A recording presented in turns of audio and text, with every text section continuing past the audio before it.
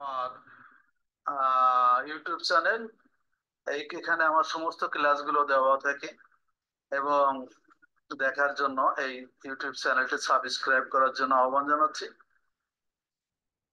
চলে আসি। প্রশ্ন হচ্ছে বহু নির্বাচনী প্রশ্ন, উত্তর পাঠ্য বইয়ের বহু নির্বাচনী প্রশ্ন। সাধারণ বহু নির্বাচনী প্রশ্ন থেকে শুরু করি। কোনটি বায়ুমণ্ডলের সক্রিয় গ্যাস? এখানে লেখা আছে হিলিয়াম, ক্রিপ্টন, মিথেন, অক্সিজেন। অক্সিজেনটি হচ্ছে এর সক্রিয় গ্যাস, বাকিটা ওগুলো সক্রিয় গ্যাস নয়।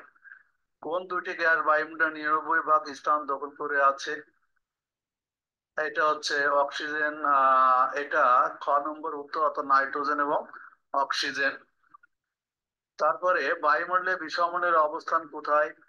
এখানে সরাসরি উত্তর বলি, 85 থেকে 90 কিলোমিটারের ঊর্ধ্বে, অর্থাৎ 85 থেকে 0 থেকে 85 পর্যন্ত বা 90 কিলোমিটার সমমণ্ডল, তার উপরে হচ্ছে 10,000 কিলোমিটার দূরত্ব পর্যন্ত বিষমণ্ডলের অবস্থান।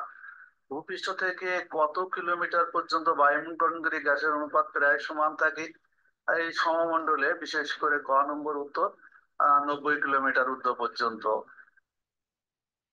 5 নম্বর প্রশ্নে আমরা যদি আলোচনায় আসি, সেখানে আমরা দেখতে পাচ্ছি যে তাপমাত্রার তারতম্য অনুসারে বায়ুমণ্ডলকে কতটি ভাগে ভাগ করা যায়? এটা গ নম্বর উত্তর, অর্থাৎ 5 ভাগে ভাগ করা যায়। এটা তো আমরা জানি। কোনটি নিষ্ক্রিয় গ্যাস? এখানে 6 নম্বরের নাইট্রোজেন নয়, অক্সিজেন নয়, কার্বন ডাইঅক্সাইড, আর্গন হচ্ছে নিষ্ক্রিয় গ্যাস।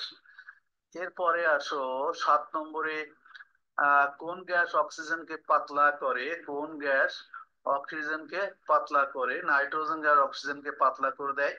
বায়ু গঠনকারী গ্যাসীয় উপাদানের মধ্যে কোন গ্যাসের পরিমাণ সবচেয়ে বেশি? বায়ুমণ্ডল গঠনকারী গ্যাসীয় উপাদানের মধ্যে কোন গ্যাসের পরিমাণ সবচেয়ে বেশি? এইটা হচ্ছে 8 নম্বর প্রশ্ন, অর্থাৎ নাইট্রোজেন গ্যাস, 78.08%। বায়ুমণ্ডলের রাসায়নিক গঠন ও বিভিন্ন গ্যাসের অনুপাত যেখানে প্রায় সমান থাকে তাকে কি বলে? তাকে কি বলা হয়? 9 নম্বর, এটা হচ্ছে সমমণ্ডল বলা হয়, অর্থাৎ গ নম্বর উত্তর। বায়ুমণ্ডলে ভূপৃষ্ঠনিম্ন স্তর কোনটি? এটা তো সবাই জানে, ট্রপোস্ফিয়ার, স্ট্রাটোস্ফিয়ার, মেসোস্ফিয়ার, থার্মোস্ফিয়ার। তাহলে ট্রপোস্ফিয়ার, এইটাই উত্তর হবে। এরপরে আসো, উদ্ভিদ ও জীব জগতের জন্য বায়ুমণ্ডলের কোন স্তরটি উত্তম? উদ্ভিদ ও জীব জগতের জন্য কোন স্তরটি স্তম? এটা আমরা তো বসবাসই করি ট্রপোস্ফিয়ারে, তাহলে ট্রপোস্ফিয়ারটি উত্তম। 12 নম্বর প্রশ্ন, দ্রুতগামী জেট বিমানগুলো সহজে চলাচল করতে পারে কোন স্তরে? ট্রপোস্ফিয়ার স্তরে, স্ট্রাটোস্ফিয়ার স্তরে? আসলে এখানে ট্রপোস্ফিয়ার স্তরে, ট্রোপোপজ এর ভিতর দিয়ে স্ট্রাটোস্ফিয়ার এবং ট্রপোস্ফিয়ারের উদ্ভব যে ক্ষুদ্র স্তর ট্রোপোপজ আছে সেই স্তর দিয়ে, অর্থাৎ ট্রপোস্ফিয়ার স্তরে।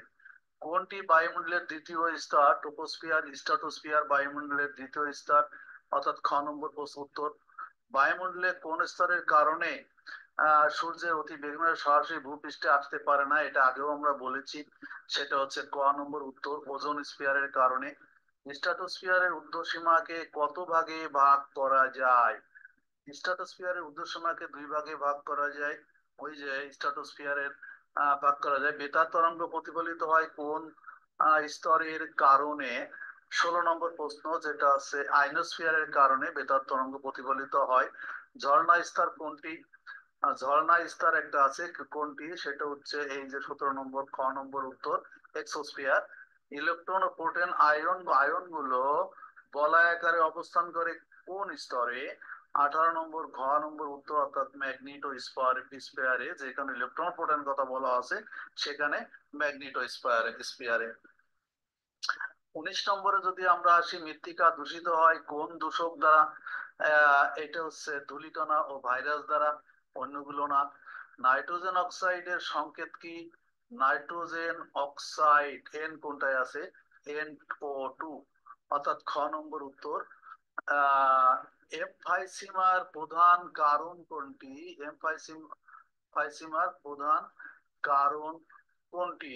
সেটা হচ্ছে ধূমপানের কারণে এমফাইসিমার এই রোগ হয়। বায়ুমণ্ডলে নাইট্রোজেন গ্যাসের পরিমাণ 78.08%, অর্থাৎ গ নম্বর উত্তর। এইটা হচ্ছে 22-এর 78.08, অর্থাৎ এইটা ক নম্বর উত্তর। বায়ুমণ্ডলে অক্সিজেন গ্যাসের পরিমাণ কত? অক্সিজেন গ্যাসের পরিমাণ হচ্ছে 20.94, কোনো কোনো বই 21%ও লেখা আছে। বায়ু দূষণের সচল উৎস কোনটি? বায়ু দূষণের সচল উৎস কোনটি? অর্থাৎ 24 নম্বরে যদি আমরা আসি, সেটা হচ্ছে ক নম্বর উত্তর, অর্থাৎ পরিবহন। সচল উৎস কোনটি? বায়ু দূষণের সচল উৎস এটা হচ্ছে পরিবহন শিল্প, এটা হচ্ছে সচল উৎস। Thanks for watching my presentation. আমার এই প্রেজেন্টেশন দেখার জন্য সকলকে অসংখ্য ধন্যবাদ জানিয়ে আজকের মতো এখানেই শেষ করছি। আল্লাহ হাফেজ।